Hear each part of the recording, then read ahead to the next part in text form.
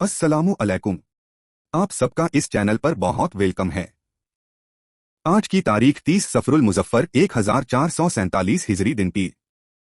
इस्लामी तारीख हजरत उज़ैर अलैहिस्सलाम। हजरत उज़ैर बनी इसराइल के नबी और हजरत हारून की नस्ल से हैं। अल्लाह ताला ने सूरे तौबा में उनका तज़किरा किया है।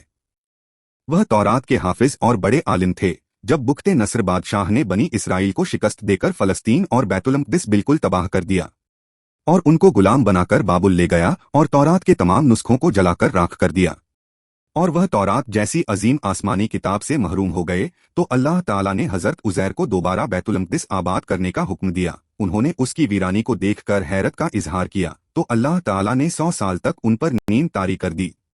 जब 100 साल सोने के बाद बेदार होकर देखा कि बैतुल-मक़दिस आबाद हो चुका है, तो हजरत उज़ैर ने पूरी तौरात सुनाई और उसे आखिर तक लिखाया। इस अजीम कारनामे की वजह से यहूदी उन्हें अकीदत में खुदा का बेटा कहने लगे और आज भी फलस्तीन में यहूद का एक फिरका हजरत उज़ैर को खुदा का बेटा कहता है और उनका मुजस्समा बनाकर उसकी इबादत करता है।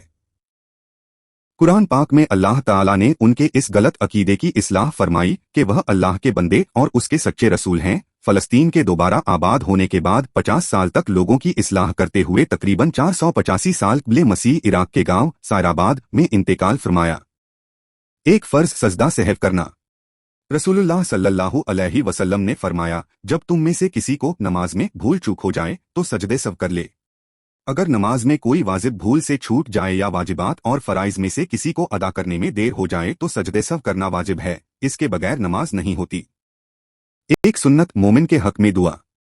रसूलुल्लाह सल्लल्लाहु अलैहि वसल्लम यह दुआ फरमाते, ऐ अल्लाह, अगर किसी मोमिन को मैंने बुरा भला कहा हो तो क़यामत के दिन उसके कहने के बदले में उसे अपना कुर्ब नसीब फरमा। एक अहम अमाल बरकत वाला निकाह। रसूलुल्लाह सल्लल्लाहु अलैहि वसल्लम ने फरमाया, सबसे बरकत वाला निकाह वो है जिसमें सबसे काम खर्च हो। एक गुनाह। रसूलुल्लाह सल्लल्लाहु अलैहि वसल्लम का हुक्म नहीं मानना। कुरान में अल्लाह ताला फरमाता है, जो लोग रसूलुल्लाह के हुक्म की खिलाफ वर्जी करते हैं उनको इससे डरना चाहिए कि कोई आफत उन पर आ पड़े या उन पर कोई दर्दनाक अजाब न आ जाए। आखिरत के बारे में दाढ़ और चमड़े की मोटाई।